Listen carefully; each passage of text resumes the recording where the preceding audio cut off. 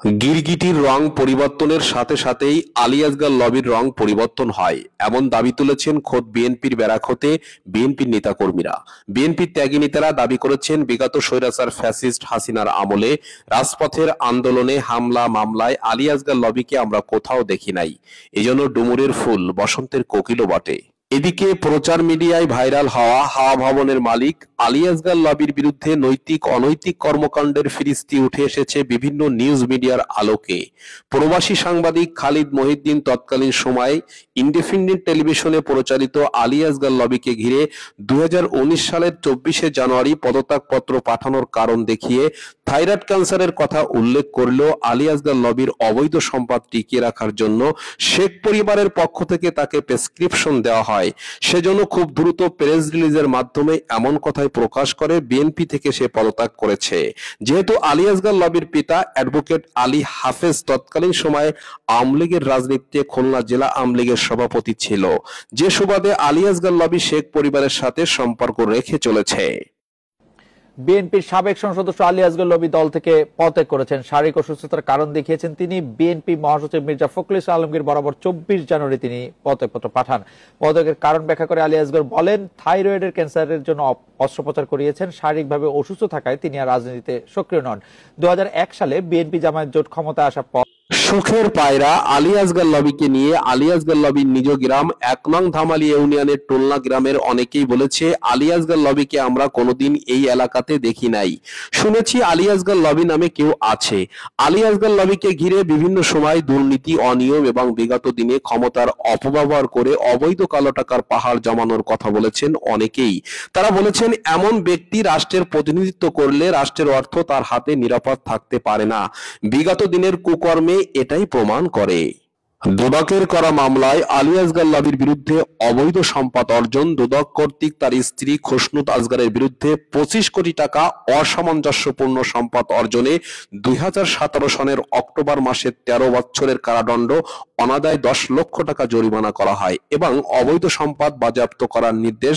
পাশাপাশি অবৈধ সম্পদ অর্জনে স্ত্রী খসনুত আসগারকে 3 বছরের কারাদণ্ড দেওয়া হয় সম্পদ অর্জনের সহযোগিতার জন্য।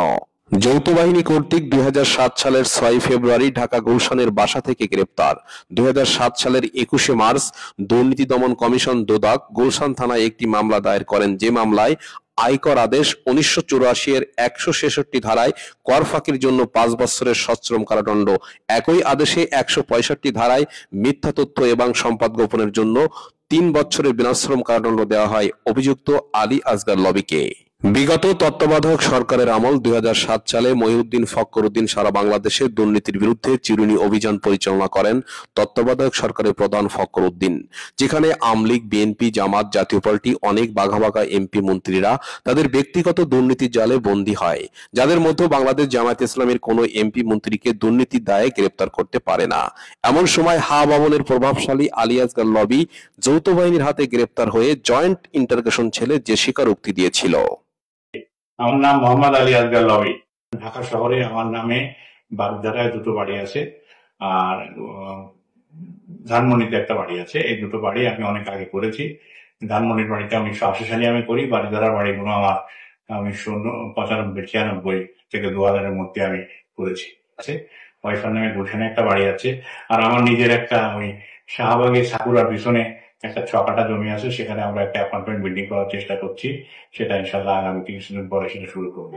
এছাড়া আমার ওয়াইফের নামে এখানে ঢাকায় 2টো বাড়ি আছে, বাড়িধারায় 2টো বাড়ি আছে। তৎকালীন সময়ে সব থেকে প্রভাবশালী জাতীয়তাবাদী দলের উপর ভর করে ম্যান পাওয়ারের ব্যবসা সহ বিভিন্ন ব্যবসার সঙ্গে ছিল যার একছত্র আধিপত্য। 5ই আগস্টের পর হাওয়া ভবনের মালিক আলী আসগার লবি আবারও জাতীয়তাবাদী দল বিএনপিতে সক্রিয় হয়, কিন্তু অনেক ত্যাগী নেতাকর্মীরা আলী আসগার লবিকে নিয়ে প্রশ্ন তুলেছে। মাঠের ত্যাগী নেতাকর্মীরা বলছে, 5ই আগস্টের পরে সুখের পায়রা কোথা থেকে উড়ে এসে আবারও জুড়ে বসার চেষ্টা, যা জাতীয়তাবাদী দলের নেতাকর্মীরা কোনো অবস্থায় মেনে নিতে পারে না। খুলনা 5 আসন থেকে আলী আসগার লবি ধানের শেষ প্রতীক নিয়ে সংসদ সদস্য পদপ্রার্থী হওয়াতে দলের হাইকমান্ডের অনেকেই বিরূপ প্রতিক্রিয়া দেখিয়েছেন। ইতিমধ্যে কেন্দ্রীয় ছাত্রদলের সাবেক ভাইস প্রেসিডেন্ট শফি মোহাম্মদ খান আলী আসগার লবিকে নিয়ে নানান মন্তব্য করেছেন, যার মধ্যে উল্লেখযোগ্য টাকার বিনিময়ে নমিনেশন গ্রহণ, লবির কাছের বরিশাল জেলা থেকে আগত নারী কর্মী লাভলিকে নিয়ে অবৈধ যৌন সম্পর্কের কথা সকলের মুখে মুখে প্রকাশিত হয়েছে। মাঠে ময়দানে অনেকেই বলেছেন, যার নিকট একজন নারী নিরাপদ নাই, তার নিকট ফুলতলা ডুমারের মানুষ কিভাবে নিরাপত্তা পাবে? সুখের পায়রা, বসন্তের কোকিল উড়ে এসে জুড়ে বসলে সাধারণ জনগণ মেনে নেবে না। বিগত 16 বছর ধরে বিএনপির ব্যারাকে যারা নির্যাতিত, নিষ্পেষিত, মামলা হামলার শিকার, জেল জুলুমের শিকার, তাদের কদর নাই, এমন কথা বলেছে অনেকেই। গিরগিটির ন্যায় রং পরিবর্তন করা আলী আসগার লবি ফুলতলা ডুমুরিয়া থেকে ধানের শীষ প্রতীক নিয়ে সংসদ নির্বাচন করতে এসে দলের বহিষ্কৃত বিতর্কিত অনেক নেতাকর্মীদেরকে নির্বাচনী পরিচালনার ভার দিয়েছে, যারা বিগত দিনে আওয়ামী লীগের সঙ্গে লিয়াজো রেখে নিজেদের অবস্থানকে টিকিয়ে রেখেছিল। এমন প্রশ্নে বিএনপির ব্যারাকে বিতর্ক সৃষ্টি হয়েছে আলী আসগার লবিকে ঘিরে। বিগত সময়ে 28,000 কোটি টাকা বিদেশে পাচারের দায়ে 21 বছর সশ্রম কারাদণ্ডে দণ্ডিত হয় আলী আসগার লবি ও তার স্ত্রী খোসনুদ আসগার। হাওয়া ভবনের মালিক ক্রিকেট বোর্ডের চেয়ারম্যান বনে যায় 26শে নভেম্বর 2001 সাল হতে 14ই নভেম্বর 2006 সাল পর্যন্ত। ক্রিকেট বোর্ডের দায়িত্ব পালন করা অবস্থায় দুর্নীতির মামলায় অভিযুক্ত হয় আলী আসগার লবি। বিতর্কিত আলী আসগার লবি ফুলতলা ডুমুরিয়াতে টাকার বিনিময়ে নমিনেশন কেনাতে খুলনা ডুমুরিয়া 5-এর সাধারণ জনগণ মুখ ফিরিয়ে নিয়েছে। কেননা আলী আসগার লবি টাকার বিনিময়ে এমপি বনে গেলে সাধারণ জনগণের দুঃখ দুর্দশার অন্ত থাকবে না। ডেস্ক রিপোর্ট, সংলাপ 24, ফুলতলা ডুমুরিয়া, খুলনা।